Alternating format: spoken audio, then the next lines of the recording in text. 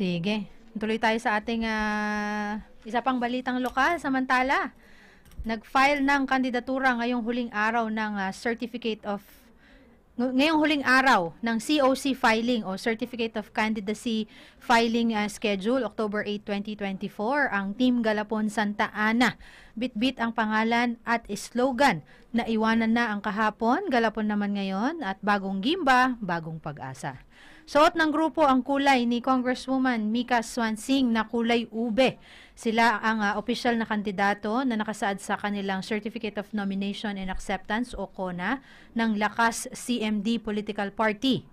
COC para sa pagka-mayor ang inihain, syempre, ni incumbent Mayor Jesolito Doclito Galapon at vice mayor nito si Engineer Seferino Santa Ana. Halos puro bago naman ang kabilang sa mga councilor o SB members line-up ng naturang grupo na sina incumbent Narvacan 1 Barangay Captain Danreb Barcelona na ang anak ni former Gimba Mayor at Vice Mayor na rin na si Nestor Bernardino na si Binibining Nicole Bernardino. Kasama din si Ginoong Doyet Eugenio, ang broadcaster ng radyo natin Gimba na si G. Herrera, incumbent barangay captain ng Ayos Lumboy na si Richard Soliman, at anak ni barangay captain Ed Valdez ng Faigal na si Edna Valdez.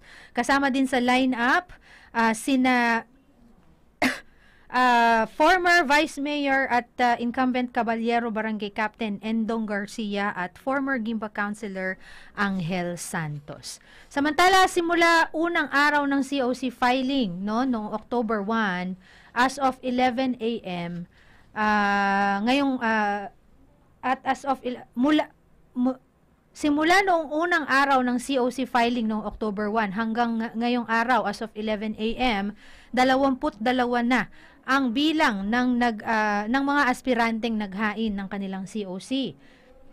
Isa dyan ay ifinail noong October 1 na si Ginoong Nestor Eugenio at isa noong October 6. Yan si Ginoong Ignacio Paderan na isang independent candidate. At ang 10 dito ay nag-file kahapon, October 7. Yan ang grupo ng Team Gimba Kong Mahal na unang sigaw party. At ang 10 ngayong araw na October 9 na Team Galapon Santa Ana.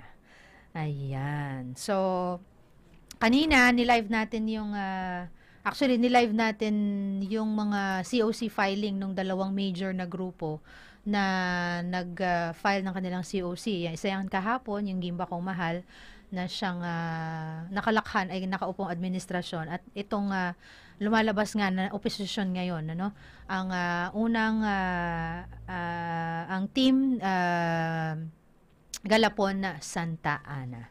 Sige. Panoorin nyo na lang po, hanapin nyo sa ating Facebook page, live tayo kanina sa Comelec Gimba kung saan ipinakita natin yung filing ng COC at na-interview din natin sila sa ating pagkatapos nilang mag-file ng COC, sinundan natin sila dito sa harap ng ating munisipyo para makapag-interview tayo at matanong natin yung kanilang plataforma, at kung ano yung bago na aabangan ng mga constituents dito sa bayan ng Gimba. Radio natin.